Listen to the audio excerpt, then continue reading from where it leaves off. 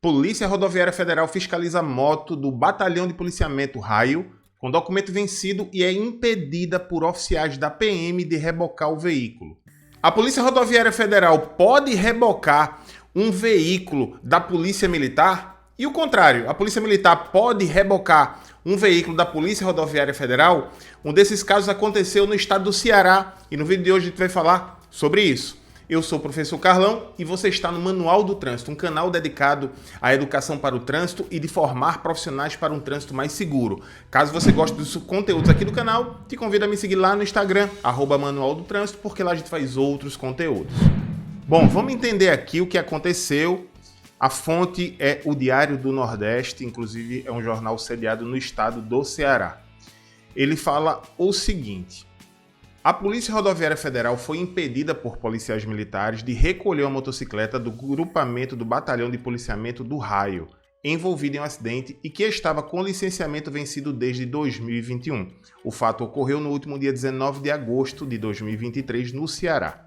O Diário do Nordeste teve acesso ao relato da ocorrência que, embora não tendo vítima, por envolver veículo oficial, requer a confecção de laudo de perícia de acidente de trânsito, quando agentes da Polícia Rodoviária Federal chamam o reboque para apreender a motocicleta. Oficiais da PM teriam ido ao local exigir que o veículo fosse liberado. Apesar de não estar dito aqui, presume-se que tratava-se de uma rodovia federal.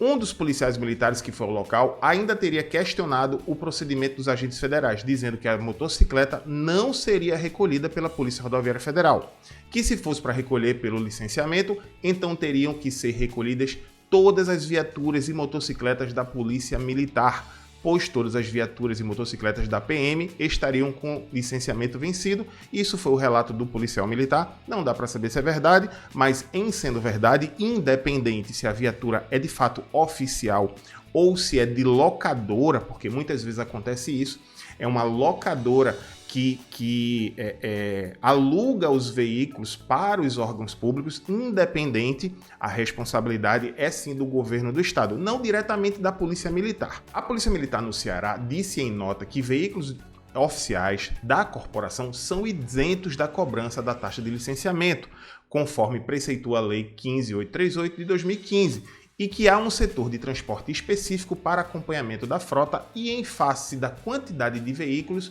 não houve a comunicação ao Departamento Estadual de Trânsito sobre esse caso pontual. De toda forma, já estamos buscando a solução da questão. Bom, por esse relato, o que é a isenção é sobre a taxa do licenciamento e não do porte do licenciamento, ou seja, de licenciar o veículo. É mais do que o porte, de licenciar o veículo, até porque uma lei do Estado jamais poderia se sobrepor ao Código de Trânsito Brasileiro. Independente disso, existe também isenção para o IPVA, mas isso não diz respeito a, já que eu não preciso pagar a taxa do licenciamento, automaticamente o veículo será considerado licenciado. Não, isso não é verdade. A Polícia Rodoviária Federal afirma que, em relação ao incidente ocorrido em 19 de agosto de 2023, envolvendo a viatura do Grupo Raio e a equipe da Polícia Rodoviária Federal, ambas as instituições estão cientes do ocorrido e conduzirão a devida apuração dos fatos.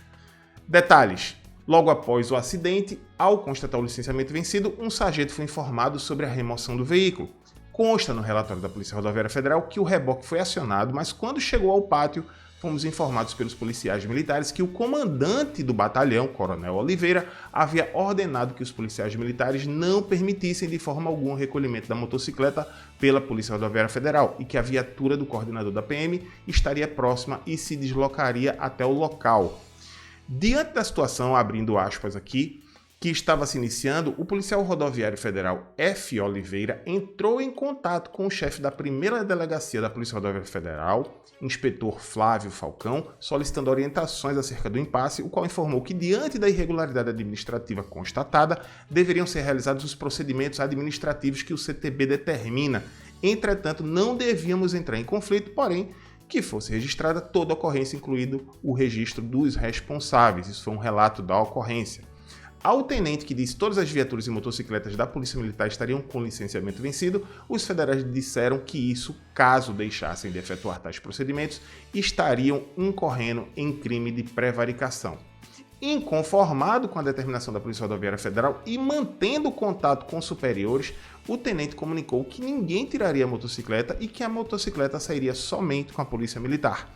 Posteriormente, chegou outra viatura comandada pelo capitão Salazar, que se apresentou aos policiais rodoviários federais informando que o licenciamento estaria resolvido, porém foi consultado na base do Detran, na presença do capitão, e constatou-se que somente a taxa do último licenciamento, 2023, estaria paga. Entretanto, o último exercício constava como 2021, não estando devidamente licenciado, segundo o trecho do relatório, e isso de fato procede. Se há qualquer licenciamento em aberto, o fato de você pagar o último, isso não caracteriza que o veículo passa a estar licenciado. O licenciamento só caracteriza com a quitação de todos os débitos, inclusive de anos anteriores.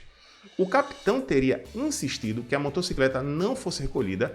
Diante da situação delicada, a Polícia Rodoviária Federal, contando com somente 2 policiais e a PM com pelo menos 16 policiais, incluindo 2 oficiais, os policiais rodoviários decidiram não ampliar o conflito e evitando o acirramento de ânimos.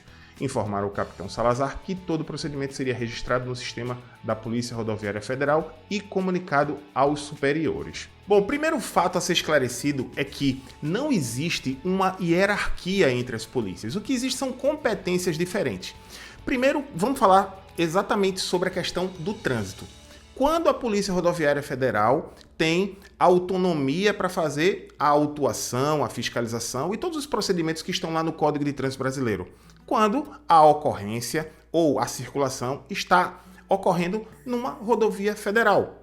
No caso aí, o batalhão de policiamento, apesar de não ser um batalhão de policiamento de trânsito, vamos imaginar que fosse um batalhão de trânsito e o policial rodoviário federal estivesse cometendo infração ou tivesse sido alvo de uma ocorrência, da mesma forma, em um local onde o policial militar ou tivesse convênio com um órgão que tem circunscrição sobre a via. Então imagine um convênio da Polícia Militar com o município de São José do Rio Preto, por exemplo. Se lá, neste local, um policial rodoviário federal tivesse numa ocorrência de sinistro e o veículo não estivesse licenciado, da mesma forma o policial podia fazer a remoção do veículo.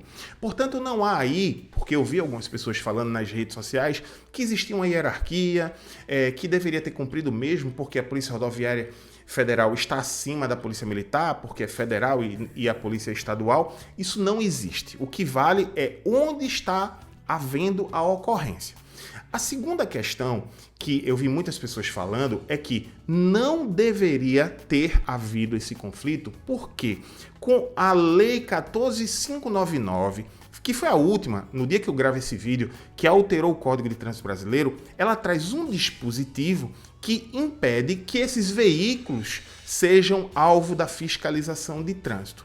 E, de fato, essa lei traz um detalhe sobre fiscalização de veículos de urgência, emergência, viaturas policiais, que eu vou mostrar agora e volto aqui para dizer o porquê não se enquadra no caso específico. Bom, a Lei 14.599, de 19 de junho de 2023, ela trouxe sim uma mudança muito relevante, muito importante. A gente já fez vídeo aqui no canal sobre ela, com a inclusão de um parágrafo lá no artigo 280 do Código de Trânsito Brasileiro. Muitas pessoas, eu vi nas redes sociais, trouxeram este detalhamento essa mudança no código para justificar que ali não poderia ter havido nenhum tipo de autuação. O que é que diz esse parágrafo 6º? Artigo 280. Não há infração de circulação, parada ou estacionamento relativa aos veículos destinados a socorro de incêndio e salvamento, aos de polícia, aos de fiscalização e operação de trânsito e às ambulâncias, ainda que não identificados ostensivamente. E por que este é um argumento que não pode ser utilizado para esse caso concreto?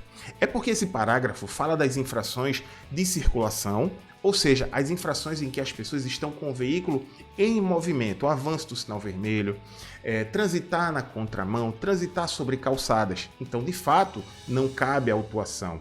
parada quando houver ali o embarque e desembarque de passageiros, mesmo em local onde é proibido parar e estacionar, e, obviamente, o de estacionamento, que é aquele tempo superior ao necessário para embarque e desembarque de passageiros, que é quando esses veículos estão em qualquer tipo de ocorrência. No caso do licenciamento, isso não se aplica. Sim, todos os veículos devem ser licenciados anualmente, ainda que possuam isenções de taxas do próprio imposto, o IPVA, ainda assim deve haver o licenciamento anual, pelo menos até o momento que a gente grava esse vídeo. Não há nada que desobrigue viaturas policiais ou qualquer outro tipo de veículo oficial a não precisar estar com o veículo licenciado. Dessa forma, diante do que nós vimos nesse vídeo aqui, com base nas informações da matéria do Diário do Nordeste, os agentes da Polícia Rodoviária Federal agiram dentro dos preceitos que o Código de Trânsito prevê. Parabéns a esses policiais. E, obviamente, o veículo legalmente deveria ter sido removido, independente se é da Polícia Militar ou de qualquer outro órgão de trânsito. A lei deve ser igual para todos e, mais uma vez, eu parabenizo aos policiais que, ainda que não conseguiram resolver de forma plena, agiram dentro do que a lei preceitua. Eu espero que a informação tenha sido útil. Se gostou, não esqueça de deixar o like e de compartilhar para outras pessoas. Um grande abraço a todos, te encontro no próximo vídeo.